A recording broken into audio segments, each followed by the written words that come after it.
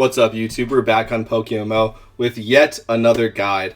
I figured I would make this one because I've been making a lot of informative content recently about PokeMMO, and a lot of which requires late game access, essentially. And I've kind of been brushing over the fact that you need to complete the Pokedex to make it to the late game, which is quite a grueling grind. So that's what this video is going to address. Now, first and foremost, like most of my guides, I want to cover the actual benefits and reason why you would even bother taking on, frankly, this monumental task. So, in order of what I think is going to be most important to least important. Number one is obviously access to Mount Silver, where I am right here. So, and then within that, the most useful reason to have access to Mount Silver is for the red fights. I've covered it plenty of times on my channel, but it is without a doubt the best way to make pure yen in the game. So doing something in game that immediately rewards you with yen. I've talked about it before. Yes, flipping is technically better, but that's really a different thing. Okay, so I'm just going to kind of ignore that. In terms of in-game rewards, like where the game gives you rewards, red. It's just the best way to make money. So there you go. Number two would be the best leveling spot in the game. So we see some people here with Rampardoses. Yeah, it's a pretty common idea. Just get a 31 special attack, modest Rampardos with Mold Breaker, full special attack EVs, give it a choice specs, and the move Surf. And that will be able to take out the Hordes here, which are the highest level in the game, and therefore give you the most experience. So yeah, fastest leveling spot. There you go. That's nice, for sure. And then you also get an Alpha Tyranitar spawn, like a free encounter, essentially, in these caves, as well as a couple other Tyranitars around the Alpha. So if that's enticing to you, there you go. And then along those lines, also, I think you can hoard Larvitar here. So if you'd like to shiny hunt for a Larvitar, this is the best spot to do it. So yeah, I think all of those reasons are quite good on their own, but there's some other ones that I'm going to get into. So the next most important reason is the Heatran raid, okay? You need to complete the Pokedex to have access to the Heatran raid. And I want to stress this point, strongly, okay? It's not just about the Heatran raid, okay? I strongly believe that the completion of the Pokedex is the new metric that will measure if you have entered the late game or not, okay? So, raid season's coming up. I just made a video about raid prep. But I strongly, strongly believe that they're going to add more permanent raids into the game in the same fashion of Heatran, where it's going to be an extremely difficult raid that you can do on I think Heatran's a 3-month basis, and you can get another legendary, and you can do it weekly to get orbs or whatever to mess with the IVs. But that is how I think that they're going to add these into the game. These very strong legendary encounters, I think, are going to be through permanent raids that are locked behind the Pokedex, okay? So, like I said, we've already seen, there's a precedent now with Heatran. Why would they change that with, the next legendary that they add? And there will be more to come. I think at this point it's kind of obvious. We've seen Suicune already, but that was not permanent, but I think you guys get my point. So, yes, I would strongly recommend beating the Pokedex now, because I think it is going to be that, metric where you're either you have completed the Pokedex and you're in the late game, or you haven't and you're not. I really, really strongly believe that, okay? And like I said before, especially when it's applicable to raids, and I do think we're going to see more in the future that follow this mechanic that require you to have beaten the Pokedex to even be allowed to try to do them, okay?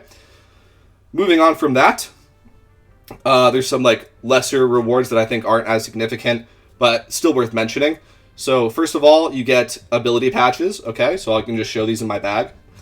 I've talked about these before, but here you go. This is how you get your hidden ability starter Pokemon. You just use them on it, and it just gives it the hidden ability. I have some hidden ability superiors. That's one of the best mons in this game. So definitely worth mentioning. However, I will say as well, you can just buy these off the GTL. So I would say that this isn't a reason to do it, because yeah, I mean, Water's the cheapest one, obviously, because nobody cares about hidden ability on the water starters, but Fire, for instance, for a Charizard, 130k, and Grass, around the same price. So yeah, just do like a gym run or something and just pay for it yourself. If that's like, this isn't a reason to do it, but it's a nice bonus for sure. I'm not gonna discount that. All right, y'all, and the final reason to unlock or complete the Pokedex is to unlock it, essentially. So again, this is a minor one for sure. I already talked about the major ones. The most important is going to be Red, the Heatran raid, and then in that line of thinking, future raids to come I expect to be locked behind the Pokedex. So there you go. But the other nice thing is that you unlock the Pokedex. So frankly, if you don't know, there is a wiki. There's a PokeMMO wiki that is supposedly, having all of this information. But frankly, if you look into it, you'll probably find it quite underwhelming and lacking a lot of information and not being up to date, unfortunately.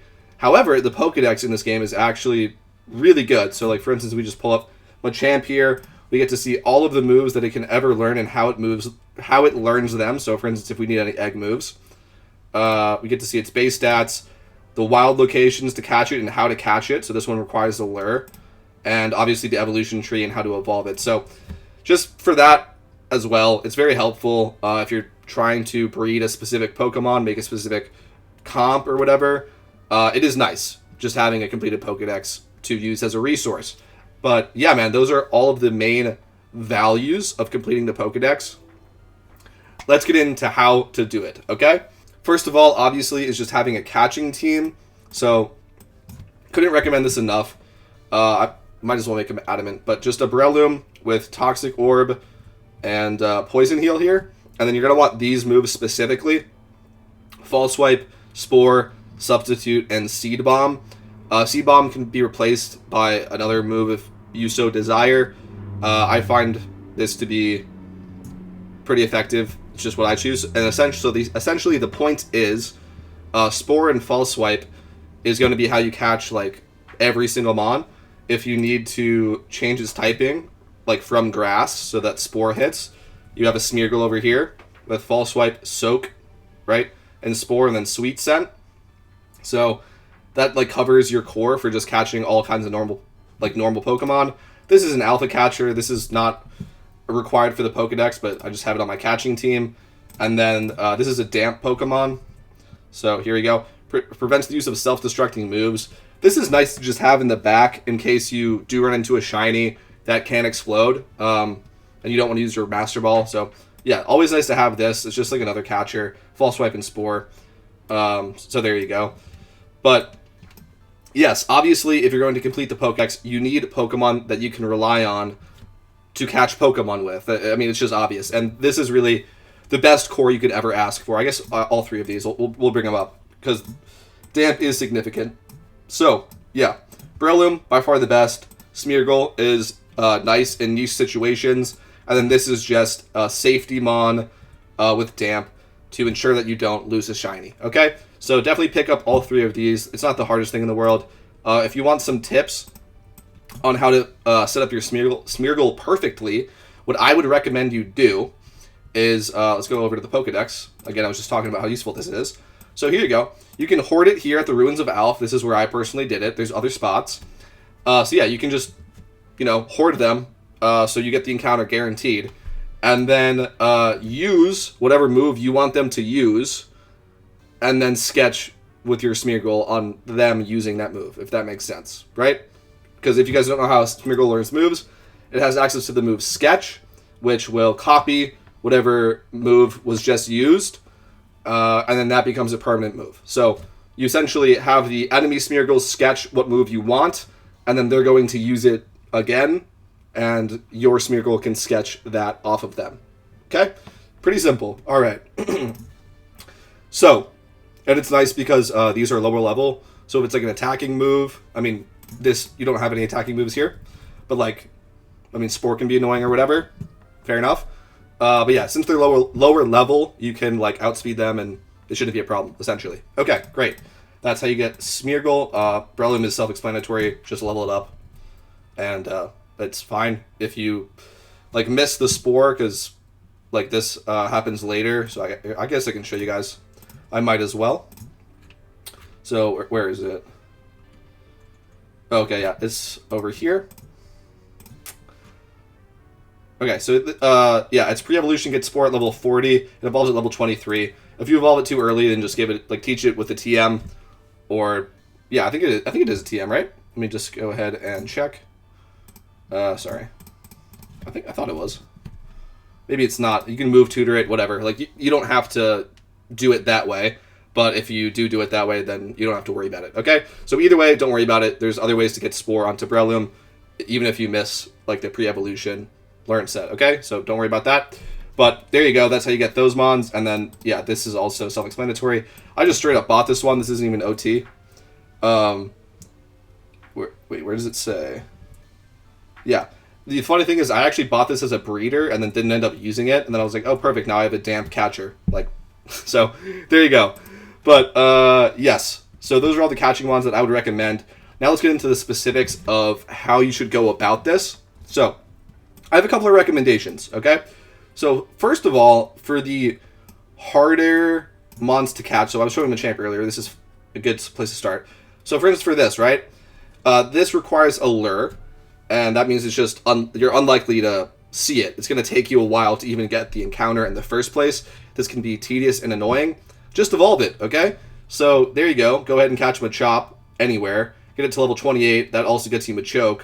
And then trade it with somebody, and that gets you Machamp. And if you're wondering, yes, if you have like an OT Machoke and you trade it away and it evolves on the other person's account and then they send it back to you, that still unlocks OT Machamp on your account, okay? So no worries about that. And that's what I would recommend for all of these like difficult catches, okay? However, for the starter Pokemon, you're going to have to unfortunately just bite the bullet and lure them. Here we go. Yeah, like these ones, you just can't really get around it. So for this, I mean, it doesn't matter. You can actually, you can actually catch like whatever level. Oh wait, no Charizards in the game. Yeah, you can really catch whatever level and then breed it back down as well. So that's a nice thing to know as well. You just have to get one Pokemon in the evolution line. It doesn't have to be the baby. And then you can breed it back down, and that will count as an OT. It only doesn't count as an OT if you never caught the line to begin with, okay? So, like, if you buy a Charmander off the GTL and then breed it, that's not going to give you OT. You have to have, like, originally caught something in this line, and then you can breed that specific Mon down, and then you will get a Charmander OT, okay? So, for those ones, that's how I'd recommend it. Don't try and catch, like, each one in the line. Just get one, and, yeah, evolve it or breed it down. And for these, this can be time consuming, frankly. So what I would recommend is to kind of like put these off into a box for later. And that's really how I'd recommend doing the entire grind. That's why it's really nice to start it now in the off season, the PokeMMO off season. That's why I'm making this video. A lot of new players coming to the game right now, and it's a perfect time to start, frankly. You can like really just go about this slowly but surely. That is really the way to do it. If you do it as a grind, and as I got closer to like finishing it, I had to kind of grind it more intentionally. But that's really the best way to go about it. Is just do it slowly but surely. Every time you log in, try and catch a couple of Mons OT. And I would also recommend going dex by dex, because when I was doing it, sometimes it just gets like, you almost like spend more time like in the deck screen trying to keep track of what's your next goal, if that makes sense. So that's like another way to break it up, is like, all right, let's just make sure we get through Kanto first. Like, where am I in Kanto? It's like, okay, I have like 3 or 4, like, right. That's how I would do it. It's like I would visually see like, okay, like in the next like entries in the Pokedex, like the next 4 numbers, I need these ones. Let's focus on these 4. I get those 4, and then like I'm done doing Pokedex grind for the day. I'll come back tomorrow and just keep going through, okay? That is like the best way to stay sane while doing this, because seriously, guys, it is a grind. I don't want to like play that down. It's the most intense grind in the game, and frankly, I did not have any fun doing it whatsoever. It's brutal and it sucks. I mean, there's 600 that you have to catch. Just go to the National. 604, okay? Because the legendaries don't count. Thank God. It's brutal. Seriously, it's brutal. Yes, but you gotta do it, man. You gotta do it. So there you go. I think also I would say as well, just like a warning, don't bother even starting this grind until you've beaten all 5 regions, okay? I have a video about that. It's called PokeMMO Beginner Guide. Check that out if you're curious, because that is the first step. If you're watching this as like a brand new player, the first step is beating all 5 regions. And then, honestly, I would say, take a break from like grinding and just enjoy the fact that, like, enjoy the freedom of beating all 5 regions. Like, do what you want to. And then come back and do the Pokedex. It sucks, but you got to. But seriously, guys, don't try to do this before you've beaten all 5 regions. It's just going to give you much more of a headache. Just believe me. So, yes, work through it slowly but surely. Beat all 5 regions before you even start trying this. Use good catching mons, obviously. And for these difficult mons to catch, just evolve them, right? Just catch one, evolve it, or breed it down. If you caught a Charmeleon, just evolve it to a Charizard, breed it back down, and there you go. Now you have all 3. Definitely going to be a lot simpler than, like I said before, you can't even catch a Charizard, so you don't have a choice. You have to. But, yeah, there you go.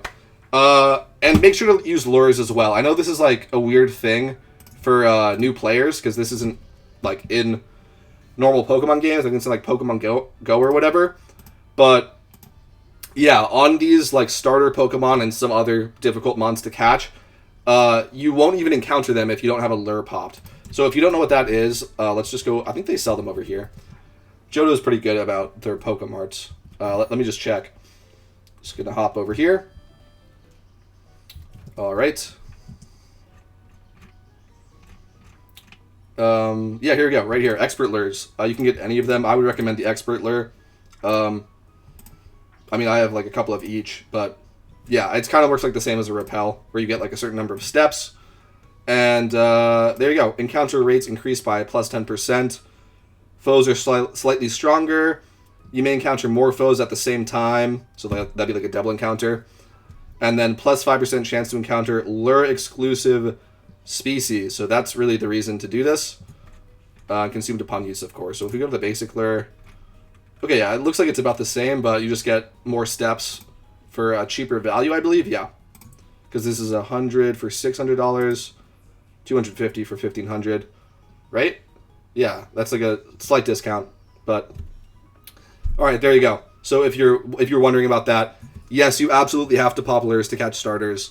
You straight up will not encounter them if you don't. So yeah, another tip I have for that, because if you're getting confused, so I mentioned it before, the PokeMMO wiki, you might be able to find some information, but if you are unlucky, and I expect that to be the case, frankly, you're gonna have to just buy a Pokemon. So if I go over here and I don't know how to catch Charmander, and I just buy one, like I just pick one up for like 3K, that's, you know, it's whatever.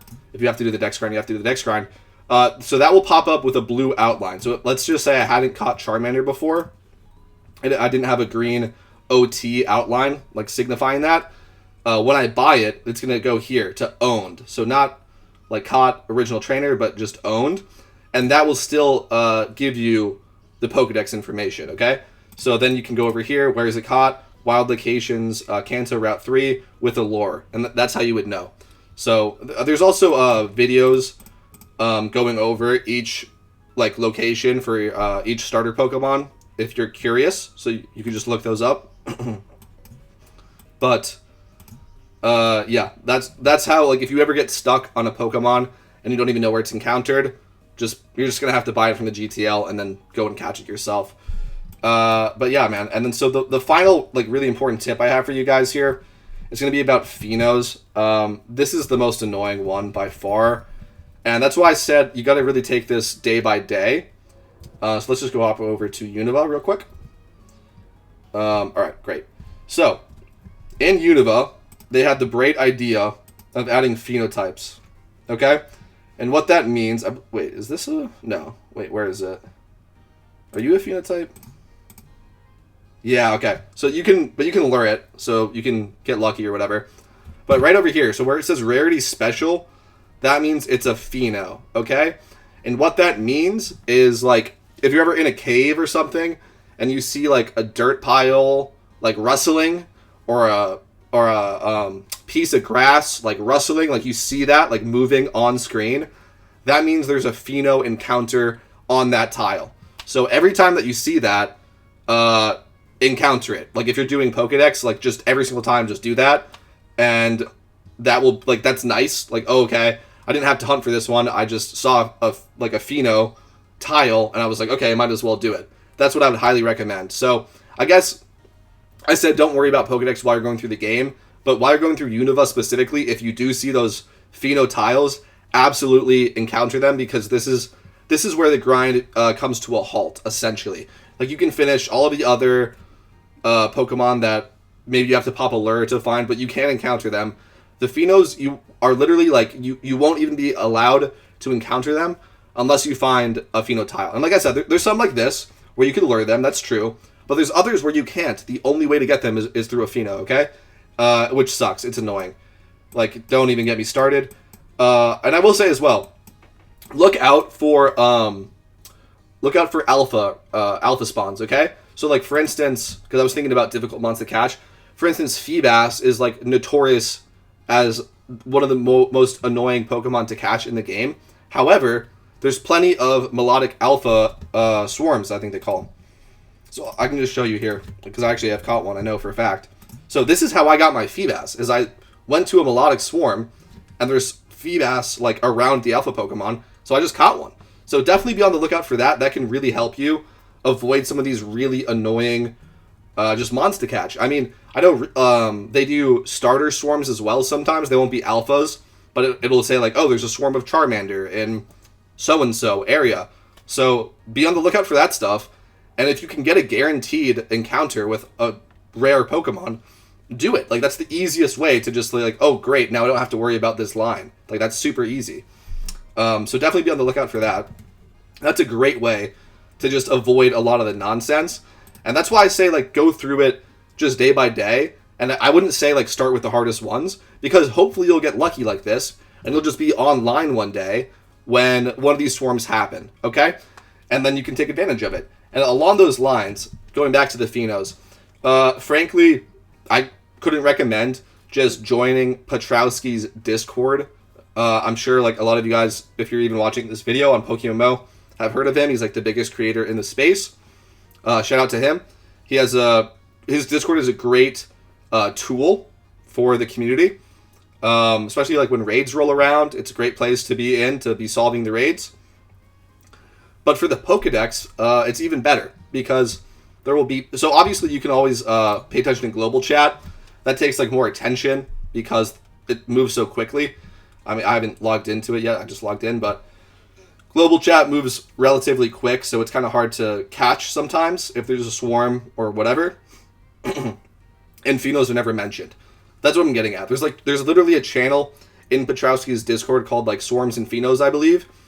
And the sole purpose is to call out swarms and Phenos. So if you're on your Pheno hunt, just have that Discord open with, like, the notification, so you'll get, like, a ding when someone says something. And so if you guys don't know, the Phenos, like, are the same for everyone at the same amount of time, okay? So I think they last, like, 15 minutes. And there's usually, like, 1 to 2, like, in the game, if that makes sense, like, at all times. That's just, like, anecdotally from, like, when I had to do this grind, like, I always noticed that there was, like, always at least 2 active, it seemed like. So just pay attention for that. And, yeah, be in the Discord. Know where the Phenos are. And, again, that's why you have to have the region unlocked, because you have to be able to, like, as soon as that call hits, because, first of all, you're not going to get the full 15 minutes. It at least took someone 5 to 10 minutes to even find the thing and then post it, like, you know, even bother to post it in the Discord. So you have, like, 5 minutes or less left to get there. So you have to fly there immediately, pop a rappel, get to the Pheno spot, and hopefully get the encounter. So yeah, just be on the lookout for that. Seriously, don't sleep on them. It's the most annoying part of the grind. I can't stress that enough. Seriously, guys. Take that seriously. Be in the Discord, and if you're doing the Pokedex grind, definitely just, like, while you're, like, just do the normal Pokedex grind, have that Discord open, and then every time you hear a ding, just go see if it's a Pheno, because sometimes it's a swarm. If it is a Pheno, drop everything and go and do that right now, okay? It's so obnoxious. Like, I can't stress that enough, how obnoxious the Phenos are. And also, try and keep track of which ones you're catching, because you don't want to, like, again, like there's not really like a downside, I guess, besides just wasting a little bit of time. But for instance, if like you've already done all of the Pheno encounters in, I think it's called the Union Cave, right? Where is that? Like it's somewhere. No, Chargestone. It's Chargestone Cave over here, right? Yeah. So there's Phenos in Chargestone Cave. If you've already done all of the encounters in Chargestone, you know when the Pheno comes up and it says Chargestone Cave, you can skip that one. Okay. So, but yeah, just pay attention to that stuff. It's very important. And it's like I said, it's the most time consuming and it's the most attentive that you're gonna have to be in this grind. So like I said before, I very much so recommend, I guess we can just fly over here. I very much so recommend taking this day by day and not like actively grinding it. The Phenos is how you actively grind it, but just every time you log into PokeMMO, pull up your Pokedex and just, I would recommend going through just like by the numbers. Whoops. So for instance, like just imagine that mine wasn't complete.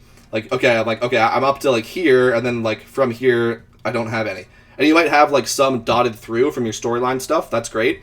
But yeah, just like go through and it's like, okay, I have to do like these 4 next, or so forth. Or like, okay, now I'm down to here. I have like these couple left to do. That's how I would recommend doing it. Just bang out a couple every day. And before you know it, you'll almost be done. And that's when you can take the grind more seriously and be more attentive on it. So I hope that that was helpful, guys. Seriously, I like fully like am empathetic to you guys doing this at home. It sucks. It's definitely like like that was when I wanted to quit PokeMMO. I'll just say that like the most. I was like very much so considering it. So yeah, seriously, take it slow. Don't kill yourself over it. It's 604 Pokemon. It's a lot, okay? It's a lot. And there's a lot of nonsense with the rares and with the Phenos, like I've already talked about. So yeah, just take it day by day. Be on the lookout for ways to get around rare Pokemon, like I said about the Melodic Alpha or like a Charmander Swarm and so forth. Try to get those for free without having to do that whole hunt. And just stay positive about it, man. Seriously, know that the reward is worth it. And like I said, it will become more of a reward in the future. I'm not a dev, but I'm so confident on that just based on the fact that they've locked Heatran behind the Pokedex. I'm very confident that they will do that in the future as well. So, yeah, man, get after it. Good luck to you. Have a great rest of your day. Peace.